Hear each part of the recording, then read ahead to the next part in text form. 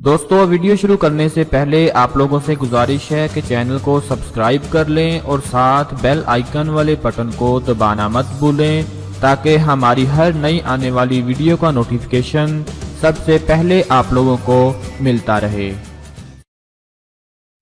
اعوذ باللہ من الشیطان الرجیم، بسم اللہ الرحمن الرحیم۔ ڈیلی اردو اپڈیٹ کی جانب سے اپنے تمام دیکھنے اور سننے والے احباب کو السلام علیکم کہتا ہوں، اور میں امید کرتا ہوں کہ میرے تمام دیکھنے اور سننے والے ناظرین خیریت سے ہوں گے، خوش ہوں گے، اور میری دعا ہے کہ اللہ پاک آپ سب کو ہمیشہ خوش رکھے اور آپ کو صحت اور تندرستی عطا فرمائے۔ ناظرین، آج میں ایک عمل لے کر آپ کے لیے حاضر ہوا ہوں، اور وہ عمل ہمارے پیارے آقا حضور پاک صلی اللہ علیہ وآلہ وسلم کا بتایا ہوا عمل ہے۔ انشاءاللہ اگر اس پر عمل کر لیا جائے تو اللہ پاک انسان کی ہر طرح کی بیماری کو دور فرما دیتے ہیں اور اسے صحت اور تندرستی عطا فرماتے ہیں۔ ناظرین، سب سے پہلے یہ بات یاد رکھنی چاہیے کہ طب نبوی کا تعلق وحی سے ہے، اور عام جو دنیاوی طریقہ علاج ہوتا ہے وہ صرف ایک تجربہ ہوتا ہے، وہ تجربے کی وجہ سے ہوتا ہے۔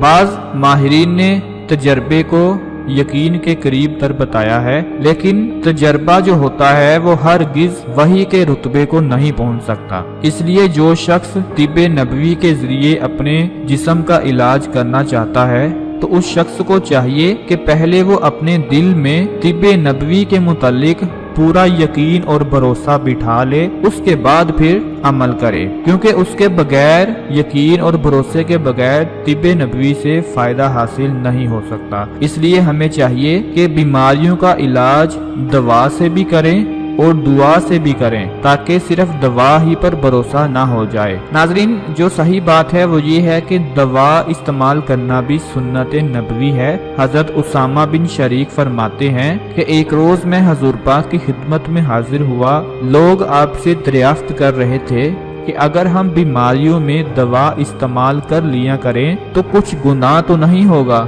یہ سن کر حضور پاک صلی اللہ علیہ وآلہ وسلم نے فرمایا کہ دوا استعمال کر لیا کرو اے اللہ کے بندو، اس لیے کہ اللہ پاک نے جتنی بیماریاں پیدا کی ہیں ساتھ ہی ان کی دوا بھی پیدا کی ہے سوائے موت کے۔ تو ناظرین، ہم اپنی بیماریوں کا علاج دوا سے بھی کر سکتے ہیں اور دعا سے بھی کر سکتے ہیں، اور آج میں اپنے نبی پاک کا ایک عمل آپ کو بتانے جا رہا ہوں۔ انشاءاللہ جس گھر میں بیماریوں نے گھیرا ڈال لیا ہو، یا کوئی بھی ایسا گھر جس میں کوئی بھی فرد موجود ہو جو اس طرح کی بیماری میں مبتلا ہو کہ جس کا علاج ناممکن ہو گیا ہو یا ڈاکٹروں نے جواب دے دیا ہو، اس کے علاوہ کسی قسم کی کوئی بھی چھوٹی سے چھوٹی اور بڑی سے بڑی بھی بیماری ہو، تو اس کے لیے یہ عمل کیا جا سکتا ہے۔ ناظرین، عمل جو آپ نے کرنا ہے، جو میں آپ کو بتانے جا رہا ہوں، ہو سکتا ہے کہ آپ یہ سمجھے کہ یہ عمل بہت بڑا ہے، لیکن یہ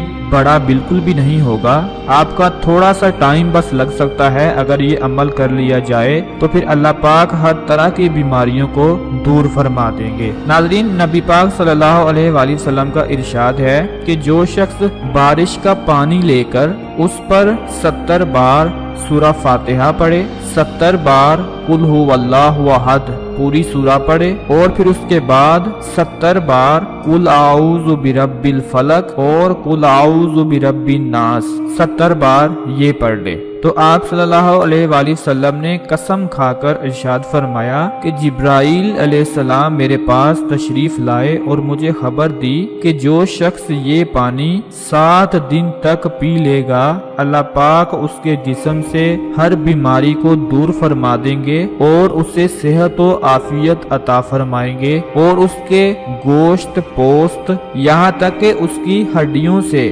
بلکہ تمام جسم کے اعضاء سے بیماریاں نکال دیں گے، بیماریوں کو دور فرما دیں گے۔ ماشاءاللہ، اللہ پاک ہمیں عمل کی توفیق عطا فرمائے۔ ناظرین، عمل ایک بار پھر سے نوٹ فرما لیں کہ بارش کا پانی لے کر اس پر 70 مرتبہ سورہ فاتحہ پڑھنی ہے، 70 مرتبہ سورہ اخلاص پڑھنی ہے، اور پھر 70 مرتبہ آپ نے 2 یہ والی صورتیں پڑھنی ہے، قل اعوذ برب الفلق والی اور قل اعوذ برب الناس یہ والی۔ اس کا عمل کر کے آپ نے پانی پر دم کر دینا ہے، پانی پر پھونک مار دینی ہے اور مریض کو پلا دینا ہے۔ انشاءاللہ ہر طرح کی بیماریوں کا جڑ سے خاتمہ ہو جائے گا۔ آپ چاہیں تو جس دن بھی بارش ہو یہ عمل لازمی استعمال کریں، ہر طرح کی بیماریاں ہمیشہ کے لیے دور چلی جائیں گی۔ ناظرین، اگر آپ لوگوں کو آج کی ہماری یہ کاوش پسند آتی ہے تو اسے صرف اپنے تک مت رکھا کریں، اسے آگے لازمی شیئر کیا کریں تاکہ آپ کے ساتھ دوسروں کو بھی فائدہ ہو سکے۔ ویڈیو کو لائک کرنا مت بھولیے، چینل کو سبسکرائب کرنا مت بھولیے۔ اپنا خیال رکھیے گا، انشاءاللہ اپنی اگلی ویڈیو میں ملتا ہوں، تب تک کے لیے اجازت دیجیے۔ اللہ حافظ۔